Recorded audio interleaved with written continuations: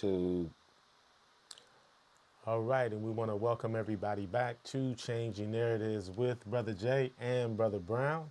And Changing Narratives is the space where we dig deep, bring context, and give our perspective on the stories shaping our communities. Across the country, communities are sounding the alarm about what many are calling an invasion of ICE agents into cities and neighborhoods, not just targeting undocumented people, but sweeping into everyday spaces with overwhelming force, militarized equipment, and very little transparency. This crisis came to a head last week in Minneapolis, where U.S. citizen 37-year-old Renee Good was shot and killed by an ICE agent during a federal operation. Her death, coming shortly after she had just dropped her child off at school, has ignited nationwide protest and outrage. And instead of a full and transparent investigation, we've seen the Trump administration rush to frame its own narrative, asserting claims of self-defense before a thorough review, and moving to limit local and civil rights inquiries. Federal officials have blocked participation from state investigators and sharply restricted access to key evidence. And this is at the same time efforts by community members to observe, document, and witness federal enforcement actions have been met with force by these ICE agents. So we're going to break down what actually happened, why it matters, and what it means for the future of our community and as we interact with our government agencies. So we got a lot that we're going to cover in this segment. Brother Brown, Yeah. so Yeah. let's Well, jump right into it, man. yeah, again, just, and this is to provide context because, this video has made its rounds, but it's germane to how we want to approach this today. All right. Wednesday, January 7th, an ICE agent shot and killed 37-year-old Renee Good. Bystander videos of the event have become key for those seeking to understand and interpret what happened. The Minnesota Star-Tribune analyzed 5 videos taken from different locations on Portland Avenue to interpret key moments and approximate locations of the people, vehicles, and events surrounding the fatal shooting of Renee Good. Homeland Security Secretary Kristi Noem and President Donald Trump say the agent was acting in self-defense and that these vehicle rammings are domestic acts of terrorism. But bystander video contradicts Trump's assertion that Good ran over the officer. Good's All right. And so, as you could see, from this video, obviously this shooting of Renee Good, really across the country just is kind of ignited, a lot of protest and has gained a lot of attention as it should. And this was about the sixth shooting of someone by an ICE agent. Just over New Year's Eve, there was an off-duty ICE agent that killed a black man in Los Angeles, claiming that he was responding to a report of shots fired, even though he was off duty. And so there's some investigation around that. But as you can see, the video is just, very disturbing. Well, again, and my thing is that we've allowed for these people to be on the streets and be judge, jury, and executioner. And apparently to the Homeland Security and to the president and the vice president, they should have immunity in their efforts to do whatever it is that they call themselves doing out here. Right. Again, to me, it looks a lot like dog catching. It doesn't look like law enforcement in no way, shape, or form that I've ever seen the way that they're scrambling after folks. Absolutely. And when you factor in, one of my many issues with the Obama administration was the, immigration and the way in which they handled that. And like they said, Obama deported more people under his 2 terms than any 8-year period. But I say all that to say that you didn't have this sort of disruption and actual terrorizing of American communities while Right. that was happening. And so, there is a way in which you can handle illegal immigration, but this feels more like domestic terrorism. Well, again, and I'm looking at two things. One, there was so much pushback when the National Guard was put on the ground.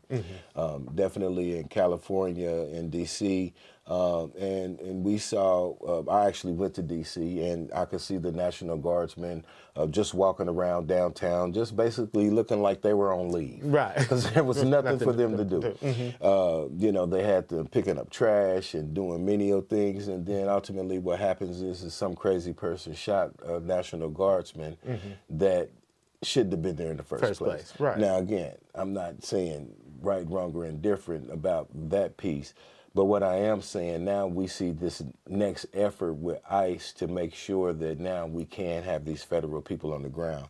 Because now you see they're not doing, quote unquote, what they were alleged supposed to be doing. Now they're out there doing crowd control and riot control. And who are you protecting? Right. But yourself. Exactly. And so, like you said, it's just really disturbing the way in which it doesn't seem that there's any sort of organization or real planning on the way in which they're, going into these communities. Right. So, like, say, for instance, the situation with Renee Good, they were supposedly looking for one or two people, and you have this large operation in a residential neighborhood, and citizens come up to observe, and they begin to blow whistles and things of that nature. And as far as the Trump administration is concerned, as American citizens, we don't have the right to do that. Right. And so apparently deadly force is okay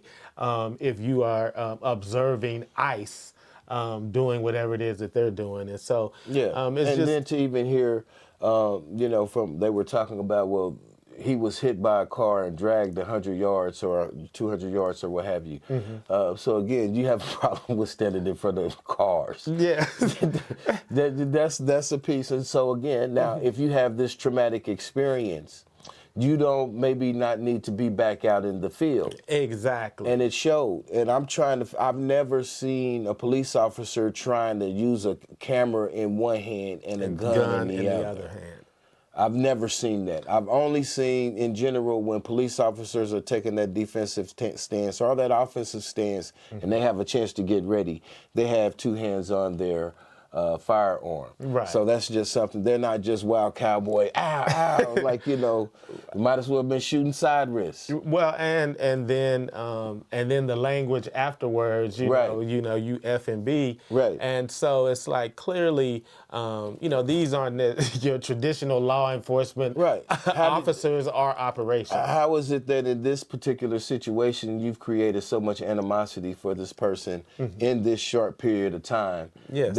That you felt that way after unloading 3 rounds? When especially you're supposed to be dealing with these hardcore criminal illegal immigrants. Right. And so, like you said, it's just troubling on so many layers. But, going back to just the way in which this administration, without any evidence other than the video from the man who's doing the shooting, jumped to conclusions. So we're going to listen to some sound of Christy Nome. Talking with Jake Tapper. Talking with Jake Tapper, and come back and talk about that.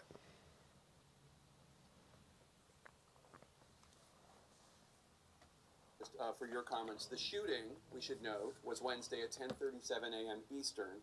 Just over 2 hours later, the Department of Homeland Security put out a statement definitively asserting what had happened, defending the ICE agent, accusing Renee Good of domestic terrorism. That's a characterization that you reiterated in a press conference half an hour later. Now, Republican Senator Tom Tillis said, quote, "It was very unusual to have a senior law enforcement official to draw a conclusion about an event where the scene was still being processed. Generally speaking, law enforcement would recognize that a life was lost, that families are changed forever, the shooter's life will change forever. We're collecting video, we're trying to assess the situation." Why did you not wait for an investigation before making your comments? Well, everything that I've said has been proven to be factual and the truth. This administration wants to operate in transparency. I have the responsibility as the Secretary of Homeland Security to know this information as soon as possible. Had just been in Minneapolis the day before, had already had conversations with officers on the ground and supervisors, and knew the facts, and decided that the department and the people of this country deserve to know the truth of the situation of what had unfolded in Minneapolis. But with all due respect, Secretary, the first thing you said was, quote, what happened was our ICE officers were out in an enforcement action. They got stuck in the snow because of the adverse weather that is in Minneapolis. They were attempting to push out their vehicle, and a woman attacked them and those surrounding them and attempted to run them over and rammed them with her vehicle. And so, as you can see, I mean, just looking at the clip, this administration continues to have a problem with the truth. But then just to sit there without blinking and just state everything that she previously said has already been proven to be factual. Within 2 hours of the incident. Right. And, certainly everything that she said hasn't been proven factual or not factual at this point. But just the fact that they are in such, propaganda mode that this is the way in which they operate. And so, and just the fact that just today there were six. That's not what happened. There were 6 federal prosecutors in Minnesota who resigned around the fact that the administration is attempting to shift blame to Renee Good. And one of what I read, that one of the prosecutors who resigned said that they were upset that they were attempting to open an investigation into Renee Good's spouse to try to find some sort of an angle to place the blame on them. And so once again, it's beyond troubling because, these are people's lives that are being lost. Yeah. And, it's just crazy to watch it unfold. And just to hear, the Secretary of Homeland Security just car rammed, people ran over, all of this, hyperbolic and that's not even hyperbolic. Yeah. That's not even hyperbolic at this point. And so my mantra is like I wouldn't want these people refereeing a T-ball game, let alone the government. Yes. And so and the people that they're choosing to do this representation again. She's great with the photo ops, and she loves to take pictures with her hats on. And again, this is the same person that went down to the jail in South America and took the picture with the $50,000 watch on. Yes. Standing in jail with these, correctional officers behind her. And so, again, this is the person that got the multi-million-dollar airplane so that she could travel around the country. And, again, all we can ask for you is to just say, hey, let's let the investigation meet out. Yeah. Even though we could clearly see what happened, but, you have to let justice run its course. Well, and that's the key part of that there has to be justice and it has to run its course, but they don't even want there to be an investigation of any sort. And the fact that you are hiding information from state agencies, that looks suspicious by itself. Yeah. And so, like I said, there's just so many different layers, and especially when we're talking about Republicans and, their strong belief around states' rights and that sort of sovereignty that states are supposed to have. That Don't tread on me. Yeah, exact. But when it comes to this administration, all of that goes out the window. Yeah, and again, if this is supposed to be a democracy and something that represents the people, show me the opposition that is in support of what's happening. Right. With these folks out here just running roughshod through communities. Again, when we're talking about these ICE agents, and we'll get into some more footage of that, but if I was doing a job and I felt like I needed to have my face covered up because I was doing that job, maybe that's a job I shouldn't be doing. Right. And that's just one part of it.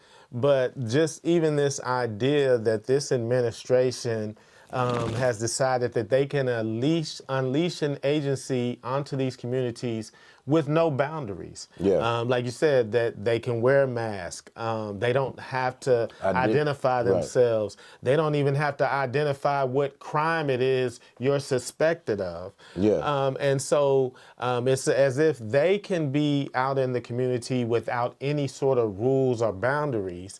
But the communities that they're supposed to be, that they're policing, there's all kinds of rules of engagement for them. You can't observe them, you can't blow whistles, you can't record them if you're in close proximity. There are all of these rules around what the community can do.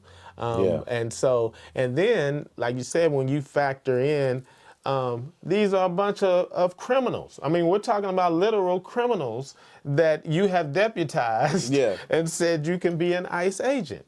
And Right. so, Yeah. I'm sorry, go ahead. Well, no, I mean, again, and I was just when we were having this conversation earlier, and I've just looked at, and been at many different situations over,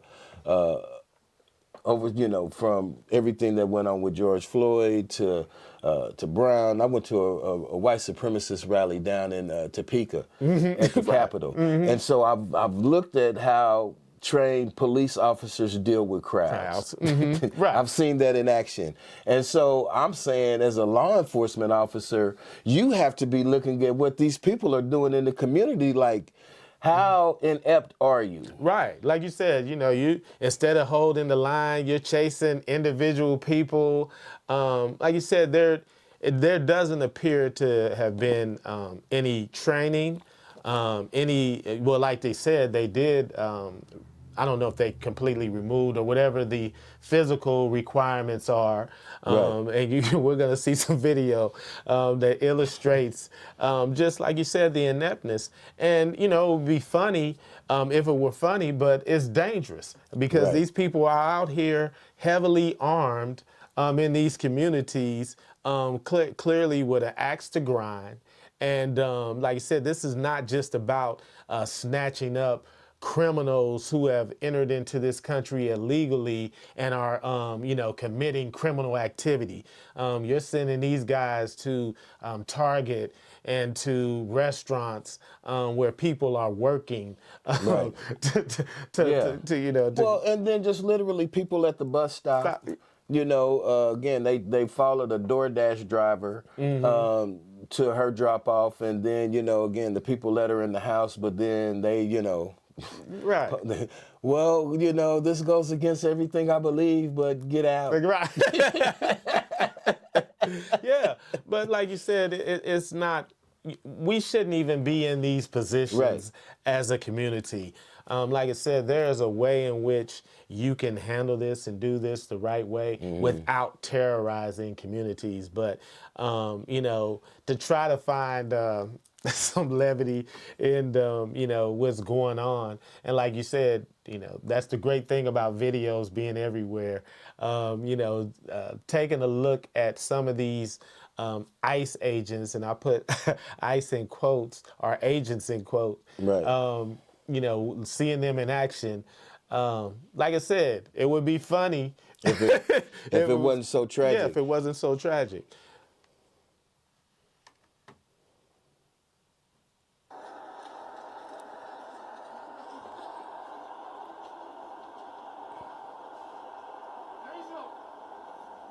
Par for the course these days for these pathetic ICE agents, because frankly, we can watch these all day. The rogue Gestapo force that has invaded this country and become lawless are showing how out of shape they are, both mentally and physically. Check out this protester who noticed how clueless these fools were, saw an opening, and got away from them. A man in sandals, then what appears to be, at least at the time, barefoot, caught them slipping as well. Look at how out of shape these dudes are.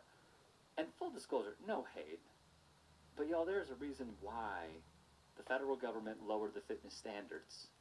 Let this be a model for others. Back to the intellect aspect of all of this. Check out this man who was detained by ICE at a local car wash in El Monte, California. When he was loaded into the van, one agent, I would assume, had to assist others inside. He would go out of frame, and thus, seeing how aware one must be, dude jumps out of the van, runs to his friend, and got away from being kidnapped by the feds.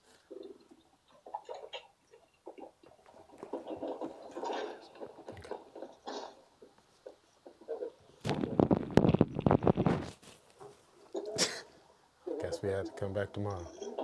Luckily, this man got away. ICE agents, for many who have weighed in on the subject, need a warrant to enter a property. Thus, they went back to their cars.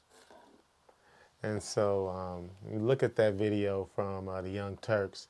Like I said, it would be funny and comical if it wasn't so dangerous. Right. And like you said, you had these guys out here running around with guns and, so what happens, I get tired of running now, I want to shoot you. Right. Because they actually, even in the first clip, you could hear someone saying, tase him, you know. And so, like I said, just the danger of unleashing a bunch of untrained, unfit, angry. I mean, and let's just be honest, 95% white men into these communities of colors and say, hey, go do whatever you want to do. Absolutely. And I would want to be in shape if I was doing this job, just because of the possibility of a physical confrontation and the type of endurance that you want to have, while you're out there. Just you don't want to leave anything to chance. But it seems like, again, they, like he said in the video, they had to remove the standards to get the numbers of people that they wanted to be out here on the streets patrolling us. And so, again, it's hard to really describe right now because what we're seeing now is nothing that I've seen before. Again, when I'm looking at this video and you're just interdispersed between the people that are out there protesting, there's no form or frame to what you're doing. There's no protocol to how you go after people. Again, so we're not, and then we don't even know where you take people once you're in Minnesota. Now you detain 5 people. Where do they go? Where do they go? Yes. That's what we have no idea what happens on the backside. Yeah. And then you guys are riding around in these are not government cars. A lot of these cars are rental cars. Yes. That y'all just slapping lights in. So. And like you said, and then to just think that we're living in this right now and, a year and a half ago, this just did not seem possible. Right. And then when you add on the fact that, and this is a completely different conversation, but when we're talking about as American citizens and what our expectations are around freedoms, and then the irony of us trying to stick our nose in to Iran's protest. And telling them what they should and shouldn't do to their protesters. Amazing. Yeah. While you've said it's open season on protesters in America. Yeah, I had to go back and read that headline. And let me look at this article and make sure I'm understanding this right. He's saying if Iran doesn't quit cracking down on its protesters, that you're going to bomb them. So I don't think FIFA's going to be happy about this because they just gave you that award. Yeah, absolutely. They just gave you the peace award. Yeah, 3 weeks later, you were going to be trying to take Greenland and Venezuela. Cuba, you're next. Mexico, you're on notice. They would not have given you that inaugural FIBA Peace Award. Right. Well, again, and that speaks volumes to your ability to actually carry out these operations. Again, in the first administration, you still had first Trump administration, you still had holdovers from the traditional Republican ilk. So there was still some guide rails on what he could and could not do. And so there were some serious people there that was not listening to this nonsense. Right. Now there's no serious people around him, just grifters the same way that he is. And so if he says it, they're going to try to make it happen. Oh, absolutely. And like you said, when you have people like Stephen Miller having such a prominent role and who is so anti-immigrant, and so this is what we get. And so, it's just, like I said, did not think that we would be here this soon. And like I said, I didn't know what his immigration reform was going to look like. But I certainly did not anticipate, like I said, them unleashing, just mask folks into the community. And like I said, when it's one thing when, you're out, you're going to high schools to get people or, like I said, places of work. But when you're shooting American citizens in the face with no repercussion, that extends beyond, them trying to do anything around immigration reform. Well, normally we get, our thoughts and prayers are with the families. Right. Normally we get that. No, she's a domestic terrorist. Absolutely. And like you said, you've been working, working everyone up with this radical left terminology and like you said, just all of these opportunities to dehumanize people, and these are the results.